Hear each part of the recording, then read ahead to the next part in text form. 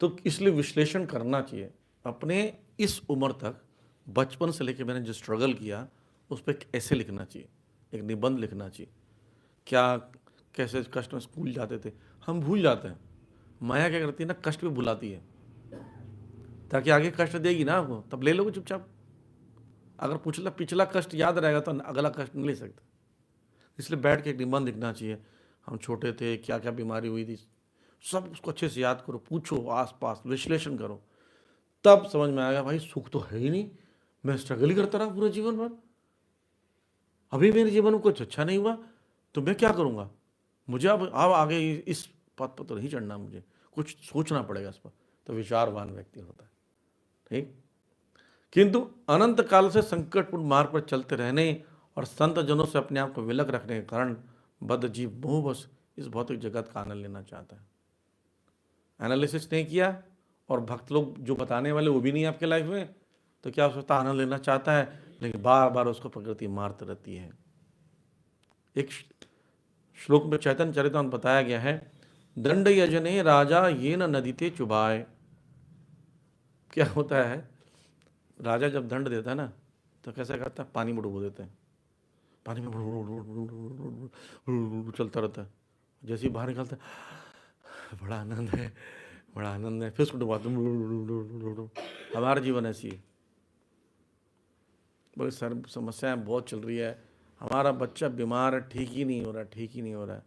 ठीक हो गया, ठीक हो गया, अरे बच्चा ठीक हो गया, फिर जी थोड़ा सा हम सोचते हैं प्रसाद खिला दें भक्तों को, ठीक हो गया, ठीक हो। फिर 10 दिन बाद पत्नी बीमार है, पत्नी बीमार है, तो बीच में उसको लगता है वो जो ठीक हो गया था ना वो सुखी था, मैं सुखी नहीं था, प्रॉब्लम ठीक हुआ था। सुख होना प्रॉब्लम होने में अंतर है। एक और एक्सपीरियंस है, आप में से कितने लोगों को कभी ना कभी कुत्ता दौड़ाया है? अच्छा, बाकी लोग ने कुत्ते को दौड़ाया वो लग रहा है। कुत्ता दौड़ाया ना आपको, कैसा अनुभव होता है जब कुत्ता दौड़ाता तो?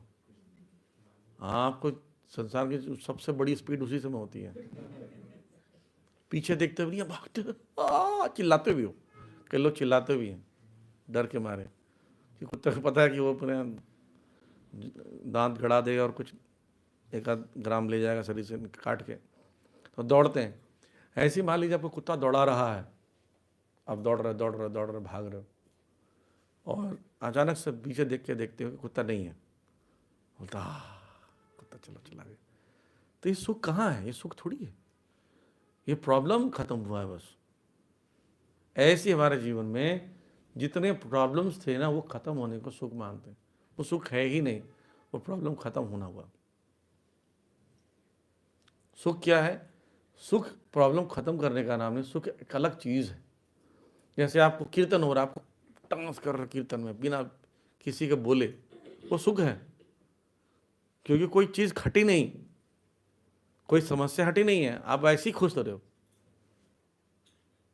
जैसे आप मंदिर में कितना सुंदर विग्रह है, तो कोई दुख थोड़ी चला गया उसको देखने से, वो सुख एक्स्ट्रा आ रहा अपने पास, वो सुख है।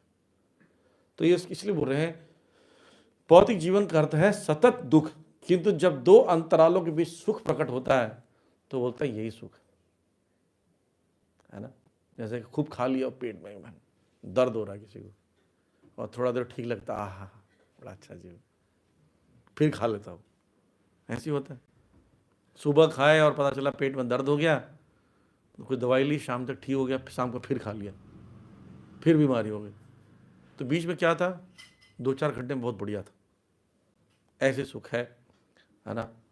इसलिए कभी कभी ऐसा देखा जाता है कि दोषी व्यक्ति को पानी में डुबाया जाता है, निकाला जाता है, दंड दिया जाता है, लेकिन भर जल से बाहर निकलता है, राहत का अनुभव होता है, तो सोचता है मैं मरूंगा नहीं। तो बद्ध जीव की ऐसी स्थिति ऐसी ही है, वो साधु का संग नहीं करना चाहता है, और साधु का संग करता है थोड़ी देर, फिर वो प्रॉब्लम में फंस जाता है। इसलिए साधु संग को लगातार करना पड़ेगा, लगातार। जैसे लोहे को लगातार अग्नि में रखा जाता है ना, ऐसी कोई व्यक्ति रेगुलर साधु संग करता है ना, तो इसको लाभ मिलता है। साधु संग सर्वशास्त्र खोए, लव मात्र साधु संगे सर्व सिद्धि होए। तो इसलिए यहाँ पर हम लोग प्रभुपाद जी घर में इस आंदोलन में हम लोग व्यवस्था कर रहे हैं कि अच्छे से सबको साधु संग मिल जाए। इस इस्कॉन के अंदर क्लासेस हो रही हैं सुबह शाम, कई भक्त वृक्षा आश्रय क्लासेस हो रही हैं, जिससे उस व्यक्ति को जितना चाहे जब चाहे साधु संग मिल रहा है।